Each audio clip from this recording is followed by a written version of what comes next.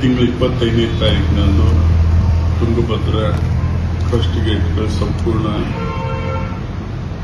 ರೆಡಿಯಾಗಿದ್ದು ಅದರ ಉದ್ಘಾಟನೆಗೆ ನಮ್ಮ ರಾಜ್ಯದ ನೂತನ ಮುಖ್ಯಮಂತ್ರಿಗಳಾಗಿರ್ತಕ್ಕಂಥ ಸನ್ಮಾನ್ಯ ಡಿ.ಕೆ. ಶಿವಕುಮಾರ್ ಅವರು ಮತ್ತು ಕೇಂದ್ರದ ನೀರಾವರಿ ಸಚಿವರಾಗಿರ್ತಕ್ಕಂಥ ಸಿ.ಆರ್. ಪಾಟೀಲ್ ಅವರು ಮತ್ತು ಆಂಧ್ರ ಮತ್ತು ತೆಲಂಗಾಣ ಮುಖ್ಯಮಂತ್ರಿಗಳು 4 ಜನ ಇವತ್ತು 25ನೇ ತಾರೀಕಿನಂದು ಬಂದು ಫಸ್ಟ್ ಗೇಟ್ ಅನ್ನು ಓಪನಿಂಗ್ ಮಾಡಿ ಕಾರ್ಯಕ್ರಮವನ್ನು ನಿರ್ವಹಿಸ್ತಾ ಇದ್ದಾರೆ.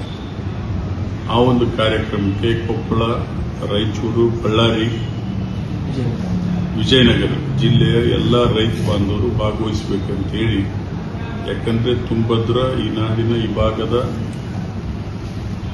ನೀರಾವರಿಗೆ ಒಂದು ದೊಡ್ಡ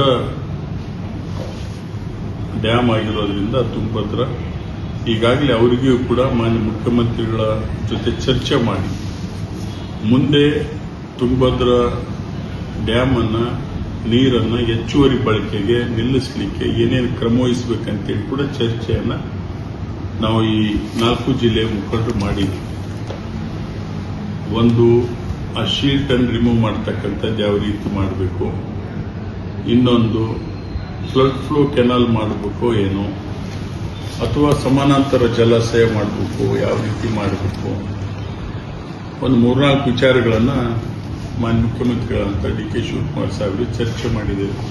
ಅವರೆಲ್ಲ 3 ರಾಜ್ಯದ ಮುಖ್ಯಮಂತ್ರಿಗಳು ಮತ್ತು ಕೇಂದ್ರದ ಸಚಿವರ ಜೊತೆ ಮಾತನಾಡಿ ಸೂಕ್ತ ತೀರ್ಮಾನವನ್ನು ತೆಗೆದುಕೊಳ್ತಾರೆ ಅಂತಕ್ಕಂಥ ನಂಬಿಕೆ, ವಿಶ್ವಾಸ ನಮ್ಮ 3-4 ಜಿಲ್ಲೆಯ ಜನರ ರೈತರದಾಗಿದೆ.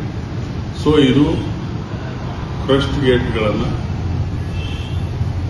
ಈ ವರ್ಷ ಇವತ್ತು ಅತಿ ಸಮಯದ ಒಳಗೆ ಮಿತಿ ಒಳಗೆ ಇವತ್ತು ಕೂಡಿಸಿರ್ತಕ್ಕಂಥದ್ದು ನಮ್ಮ ರಾಜ್ಯ ಸರ್ಕಾರ, ವಿಶೇಷವಾಗಿ ರಾಜ್ಯ ಸರ್ಕಾರಕ್ಕೆ ಮತ್ತು ಕೇಂದ್ರ ಸರ್ಕಾರಕ್ಕೆ ಅಭಿನಂದನೆಗಳು ಕೂಡ ಈ ಸಂದರ್ಭದಲ್ಲಿ ಸಲ್ಲಿಸುತ್ತೇನೆ. ಇವತ್ತು ನಮ್ಮ ಸರ್ಕಾರ ತ್ವರಿತಗತಿಯಲ್ಲಿ ರಾಜ್ಯ ಸರ್ಕಾರ ಇಂದಿನ ಮುಖ್ಯಮಂತ್ರಿಗಳ ನೀರಾವರಿ ಸಚಿವರಾಗಿದ್ದರು. ನಿನ್ನೆ ಕೂಡ ಹೊಸ ನೀರಾವರಿ ಸಚಿವರಾದ ರಾಮಲಿಂಗಾರೆಡ್ಡಿ ಅವರು ಭೇಟಿ ಕೊಟ್ಟು ಅದನ್ನೆಲ್ಲ ನೋಡಿ ಹೋಗಿದ್ದಾರೆ. ಸೊ ಇದು ಮುಂದೆ 50 ವರ್ಷಕ್ಕೆ ನಮಗೆ ಜೀವನಾಡಿಯಾಗಿ ಇವತ್ತು ಆಗಿರ್ತದೆ ಅಂತಕ್ಕಂಥ ಮಾತುಗಳನ್ನು ಹೇಳಿ ಬಯಸ್ತಾರೆ. ಸ್ವಲ್ಪ ಬಿಜೆಪಿಯವರು ಅಪಪ್ರಚಾರ ಮಾಡಿದ್ರು, ದುಡ್ಡಿಲ್ಲ, ಗೇಟ್ ವರ್ಕ್ ಮಾಡೋಕ್ಕಾಗ್ತಿಲ್ಲ ಇವ್ರ ಕಡೆ ಅಂತೇಳಿ ಎಲ್ಲ ಸ್ಟ್ರೈಕ್ ಮಾಡಿದ್ದಾರೆ ಸರ್. ಅವಾಗ ಈ ನೀವೇನು ಟೈಮ್ ಬಂದು ಕೊಟ್ಟಿದ್ರೆ ಅಷ್ಟರೊಳಗೆ ಮುಗಿಸ್ತಿದ್ರಿ ಈ ಕೆಲಸ. ಡೆಫಿನೆಟ್ಲಿ ಬಿಜೆಪಿಯವರು ಇರೋದೇ ಆರೋಪ ಮಾಡೋದಕ್ಕೆ. ಅವ್ರು ಕೆಲಸ ಮಾಡಿ ಇತಿಹಾಸ ಗೊತ್ತಿಲ್ಲ. ಒಂದೇ ಒಂದು ಡ್ಯಾಮ್ ಕಟ್ಟಿದ್ದ ಇತಿಹಾಸ ಇದೆ 12 ವರ್ಷದಲ್ಲಿ. ನಿನ್ನೆ ನಾನು ಟಿವಿ ನ್ಯೂಸಲ್ಲಿ ನೋಡ್ತಾ ಇದ್ದೆ, 22 ಲಕ್ಷ ಜನ ನೀಟ್ ಎಕ್ಸಾಮ್ ಅನ್ನು ಬರೆದಿದ್ದಾರೆ. 10 ಜನ ವಿದ್ಯಾರ್ಥಿಗಳು ಪತ್ರ ಬರೆದಿಟ್ಟು ಸುಸೈಡ್ ಮಾಡ್ಕೊಂಡಿದ್ದಾರೆ. ಒಬ್ಬ ಯೋಧರ ಮಗಳದ್ದು ನೋಡ್ತಾ ಇದ್ದೆ ನಿನ್ನೆ ನಿಮ್ಮ ಟಿವಿನಲ್ಲಿ. ಯೋಧರ ಮಗಳಿರ್ಬೋದು, 10 ಹುಡುಗರು ನೀಟ್ ಎಕ್ಸಾಮ್ಗೆ ಲೀಕ್ ಮಾಡಿಬಿಟ್ಟು ವಿದ್ಯಾರ್ಥಿಗಳ ಜೀವನದಲ್ಲಿ ಕೂಡ ಕೇಂದ್ರ ಸರ್ಕಾರ ರಾಜಕೀಯ ಮಾಡ್ತಾ ಇದೆ. ಮುಂದೆ ಒಂದಿನ ದೇಶದ ಜನ ತಕ್ಕ ಪಾಠವನ್ನು ಕಲಿಸ್ತಾರೆ. ಯಾರು ಹೊಣೆ ಸರ್ ಅದಕ್ಕೆ? ವಿದ್ಯಾರ್ಥಿಗಳ ಭವಿಷ್ಯನೇ ಹಾಳಾಯಿತು.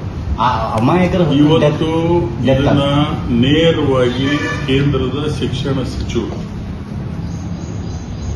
ಕೇಂದ್ರದ ಪ್ರಧಾನಮಂತ್ರಿ ಇದನ್ನ 22 ಲಕ್ಷ ಜನ ವಿದ್ಯಾರ್ಥಿಗಳ ಭವಿಷ್ಯವನ್ನು ಇವತ್ತು ಹಾಳು ಮಾಡಿದ್ರಲ್ಲ. ಸುಮಾರು ಇನ್ನೂ